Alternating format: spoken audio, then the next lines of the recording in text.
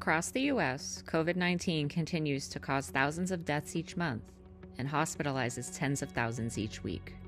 But a recent study showed Paxlovid, an effective drug for treating the virus, has not been getting to those who most need it.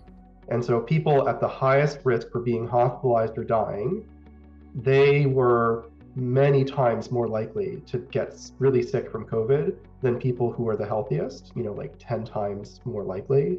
But they actually got Paxlovid less often. Barnett cited patient education, access to COVID tests, and hesitancy among providers as potential reasons for the disparities. Because it's really a puzzle. Often as a primary care doctor, I need to talk people out of the need for antibiotics for like a viral infection. And now we have a viral infection that's both common and very treatable with a medication that works, and it's really hard to get it to people.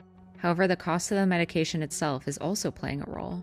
Pfizer has set the list price at nearly $1,400 a treatment, and the U.S. government recently stopped directly distributing it for free.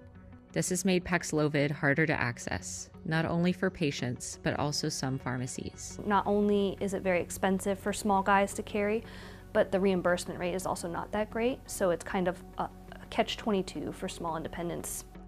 To pay for the drug, patients must now go through private insurance, government programs like Medicare and Medicaid, or a patient assistance program through Pfizer.